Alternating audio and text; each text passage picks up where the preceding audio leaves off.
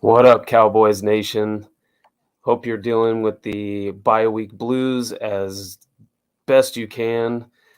It's kind of hard when you don't get to watch Cowboy football during the week, but hey, make do with what we can. That's what we're going to do tonight. Hand out some awards. Oh yeah. One thing that I want to throw out there that you guys don't get to see, but I get to see while our little intro is going. Mark plays the air guitar and goes like hardcore into it. And he's normally like a big country guy. So it Yeah. just warms my soul to see him going hard into a little bit of punk music. Makes me feel good. Yeah, So dude. I grew up on the country music, man, but I got all sorts of genres on my yeah, playlist. So, that's I can crazy. get But down with some when fun. Spotify lets you do that, they let you, they show you at the end of the year what you've been listening to. And I have the most like random, there's like 15 different types of metal apparently. And I'm like, you know what? It's just metal to me. And then apparently I'm an outlaw country guy, but I don't like regular country. I don't know. It's Well, weird. who does? Yeah, regular country's stupid. Yeah. All right, so Cowboys sitting at 6-2 at the midway point, even though we technically don't have a midway point anymore with our 17 game schedule. But luckily for us, our bye week fell on week 9. So we wanted to just kind of do a recap, pick out some of the guys that we feel have put the Cowboys in the situation at 6-2 before we go see the Packers and the Vikings and then revisit the NFC East one more time on our push for the playoffs. Hopefully, a division title. At this point, it's going to be tough with the way the Eagles are It's gonna be playing, tough. but hey, a wild card's looking pretty good right now too. Oh yeah. So, Mark, I'm going to let you start it off. We're going with our offensive MVP first. Take it away. All right, man. Well, I kind of cheated and I didn't pick a guy. Instead, I chose five guys with our offensive line. A unit. A unit, yeah, as a whole. In the passing game, Dak and Cooper Rush, they've only been sacked 12 times this in this 8 game stretch, and four of those came in the Bucks game and their worst offensive performance of the year. Right. And that was just an all And around bad performance by yeah, almost the so entire team. So, yeah, and the way they played, I mean, they're looking like a solid unit. It's actually six guys if you count Jason Peters rotating in at left guard. So they've mhm. been dealing with that. They lost their all-pro left tackle and Tyron Smith in the beginning of the year. They threw the rookie out there, who I'll talk about later. But yeah, it's been overall solid. Um, you'll get more into the run game. I don't know, but yeah, I went with those guys for my MVP, offensive MVP. It has been nice. That was something that we were kind of not necessarily worried about, but maybe a little weary of heading into the season because Tyron Smith's getting old. He's been missing a few games every year, dealing with injuries.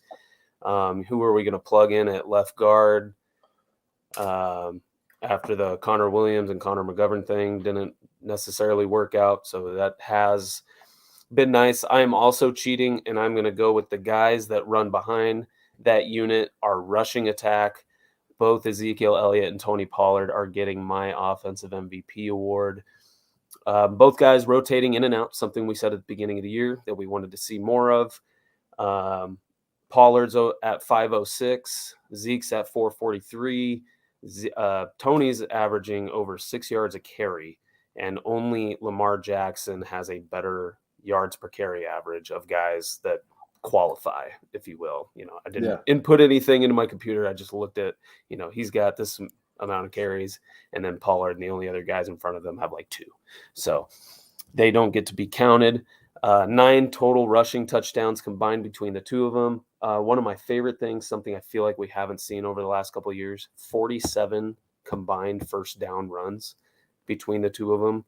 So they're pretty moving the good. chains, um, keeping it easy, taking the pressure off of Cooper Rush during that stretch, that 4 game stretch where Dak was out, or excuse me, 5 game stretch, and just making him feel like it was possible to continue running an offense, but make sure that Cooper Rush didn't feel all of the pressure of being, the backup Cowboys quarterback and trying to Yeah, keep them. alive in the NFC East race. So the rushing attack, running behind your offensive line unit, is my offensive MVP. Yeah, ranked 11th in the league. They're averaging 131 and a half yards a game, which is great. So, kudos to the O line and those guys running behind them. So, Right. it's been a team effort on the offensive side of the ball, especially with Cooper Rush, because you don't want to ask him to go out and throw 50 times a game. You want to Yeah. lean on your run game, is what they've done, and they've been able to win with it. So, yeah.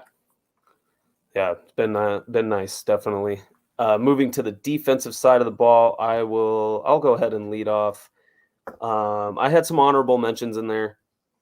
The main one being Trayvon Diggs. I think the whole secondary has been playing well. I mean, really, the whole defensive side of the ball has been just short of phenomenal for most of the season. The Eagles game was kind of rough. The Bears game was kind of rough. You saw that with the mobile quarterbacks were giving this team some issues, but it's probably the easiest pick. I'm gonna go with the Lion, Micah Parsons, 8 sacks, good for second best in the league. 36 tackles, 8 tackles for loss. He has a couple forced fumbles. He took one of those back for a touchdown. The guy is constantly wreaking havoc in the backfield, getting in the quarterback's face, forcing running backs to keep going wide, stopping big plays before they start. He can go drop back in coverage every so often, but then he's, most of the time his job is to get after the quarterback, and most of the time he does. So Michael Parsons, defensive MVP, midway point of the season. Wouldn't be surprised if he's the league's defensive player of the year by the time it's all said and done. Yeah. That might, when you said we were going to go defensive MVP, offensive MVP, I was like, I mean, Micah's going to take it on the defensive side. That's the easy choice, I went with a different route just to be a little different. I'm going to go with the guy, Donovan Wilson. We've talked about him a couple times, but I mean, he's really been balling the last 4 or 5 absolutely. games. He leads the team in tackles with 59, 44 of those are solo. He's got 3 sacks on the year. Dan Quinn doesn't blitz a lot. He's got 3 sacks. So in those timely blitzes that Dan Quinn calls, he's been getting to the quarterback. So yeah, he's got a pick. He's got 2 passes broken up, and he's also forced a fumble. So he's just all over the field. He's one of the hardest hitters on this team. There's really not a guy that I can point to that hits harder than him right now. I mean, he just punishes guys over the middle. He's really shoring up that safety position for the Cowboys. right.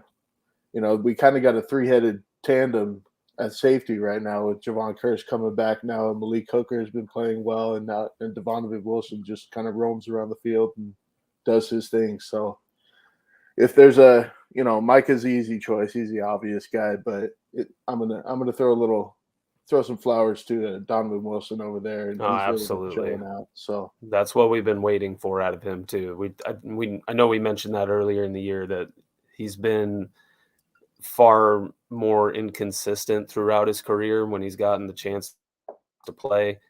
So seeing this out of him throughout the first 8 games, for the most part, he still has his brain farts and his bad days, but for the most part, he's been playing super solid.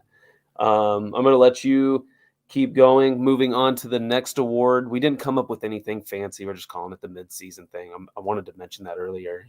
We have the Oscars and the Grammys, and then Michael Scott has his Dundies. So I was thinking like, oh, hey, what could we come up with? But we'll figure that out at another time.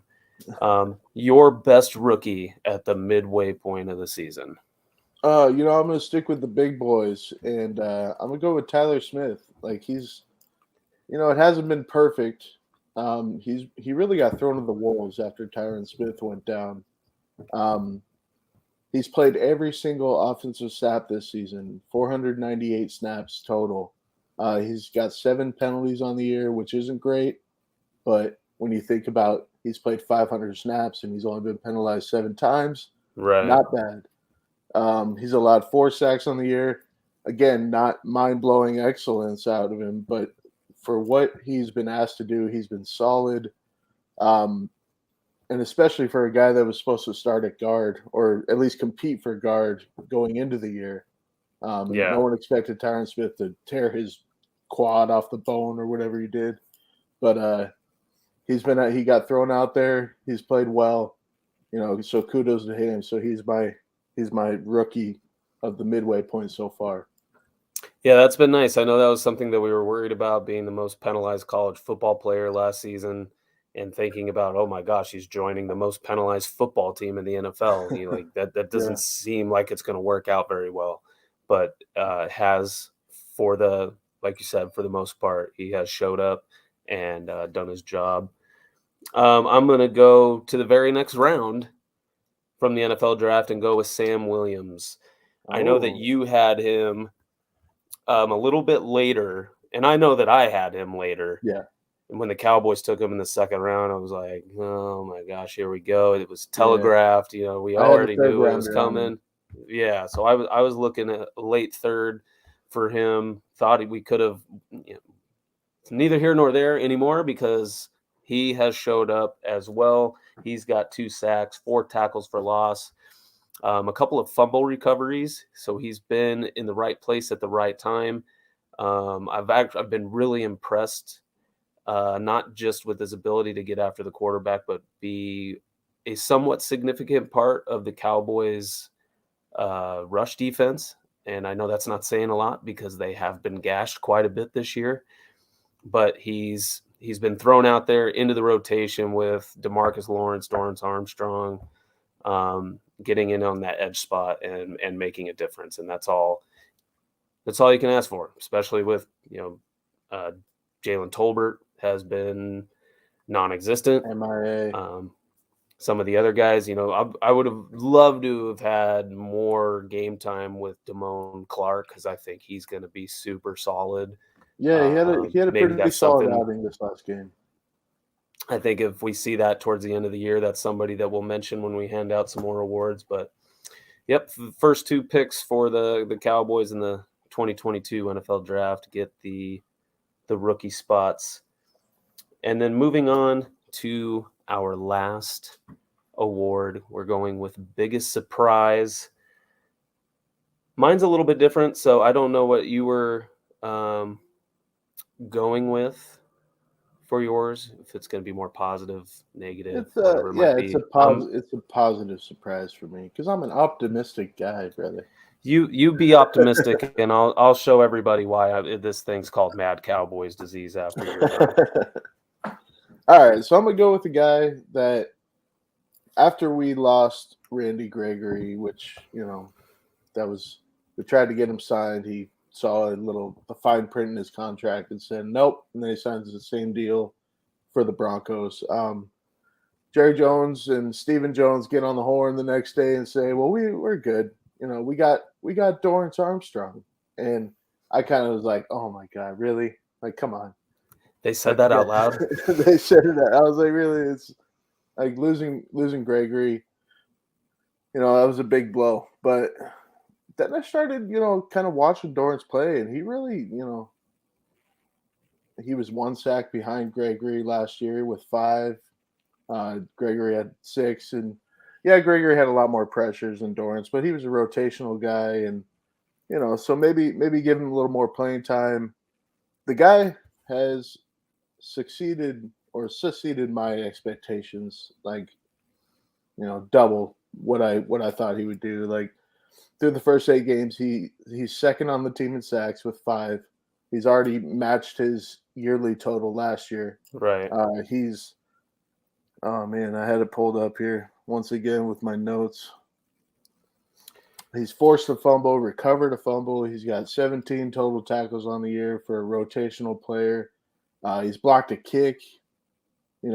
He's been just an integral part of that rotation on the defensive Yeah. line, and really surprised the shit out of me. To be honest, and maybe the Joneses weren't blowing smoke up our butts on that one. Maybe they really thought highly of Dorrance, and so the thought of losing Gregory wasn't as detrimental on their end as it is to the fans' end.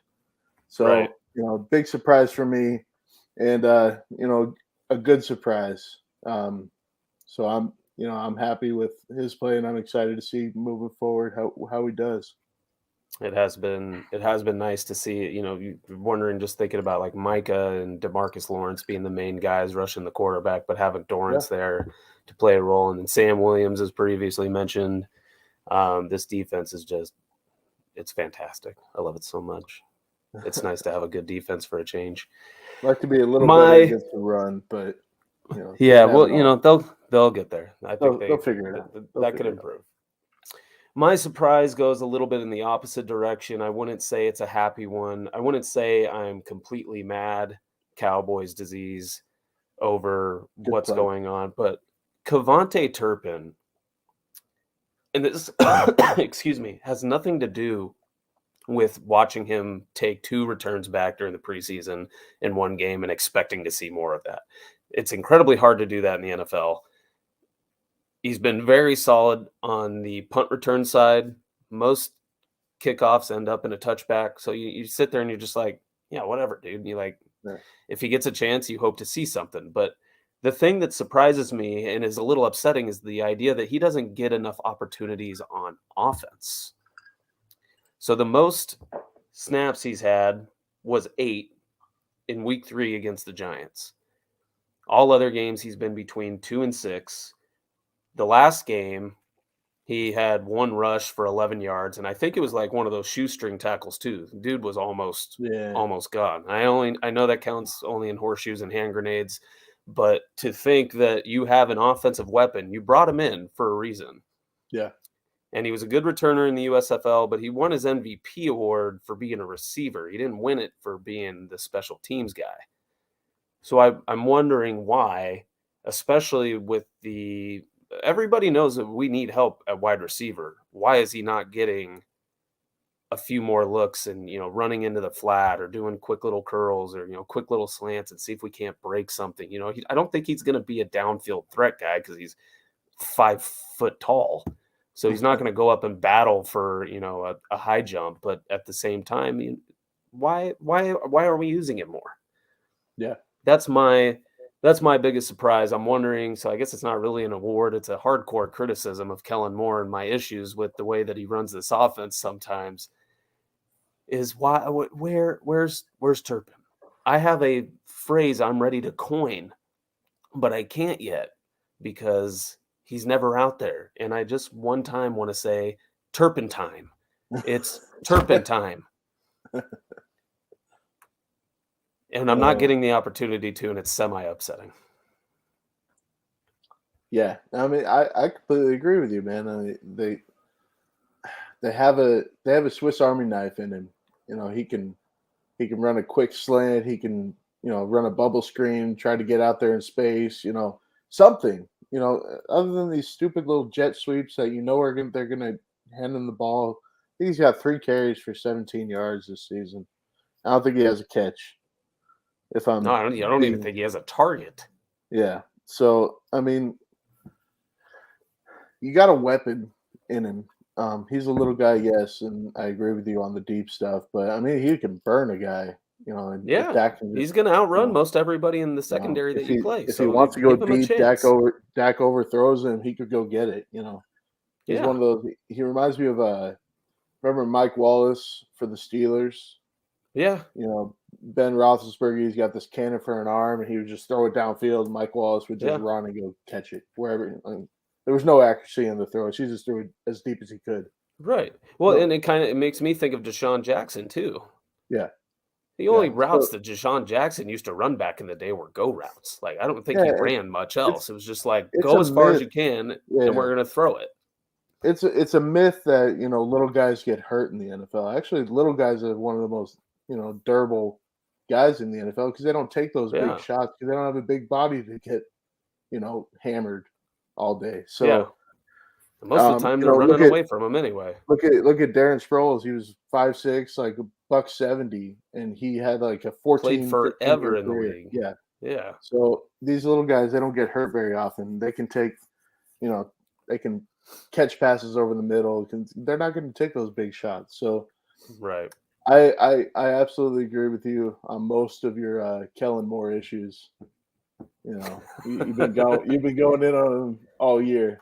You know, I just want to see more, man. I yeah, just wish that, we heard about this offensive mind from him and we're just not seeing all of it. So I'm yeah, hoping, and as time goes on. he's out of Boise State, and they're an offensive school. You know the way Yeah. like the offense he ran, he threw the ball fucking 60 times a game. It seems like he's got tools in his tool belt. He just uses a Not hammer. using it. I was at the Fiesta Bowl where Boise State beat Oklahoma, and I'm not asking them to run a Statue of Liberty and a hook and ladder every other play, Yeah, but yeah. just mix it up, have some Open it fun, up, Kellen. open it up, open it up. Four's back, so you can Make open it up. sure I want to hear from the rest of Cowboys Nation after you guys are done listening to this. Let us know who your off-season or your mid-season awards would go to, how you feel about ours. Make sure you wanted to do. We're going to do that later in the week, right? We're going to do some Yeah, we're gonna go prospects. into Look some at draft prospects, man. We got yeah. a long week ahead of us before It's a long 2 weeks, man. It's the bye week blues. It those hurts. dirty Packers coming to town. Rodgers, I don't know if he's the same guy, but he still makes me nervous. If he plays the same way that he did today, I'm going to feel pretty good about our chances. Yeah, we'll get Pretty into sure that. I think he had 3 picks by the time he had 3 completions or something like that. Every time I Yeah. looked at the bottom line, it was like, oh, Aaron Rodgers turned the ball over again. Been a rough year for Green Bay out there. They're so used to winning, and they haven't been able to do that. I know. It's a different story. Different story in Green Bay. All right, man. All right, friends. Well, thank you for joining us. Mark, I love you. Follow us on socials. We'll follow back. All of them. Yeah, that's right. Have a good night. All right.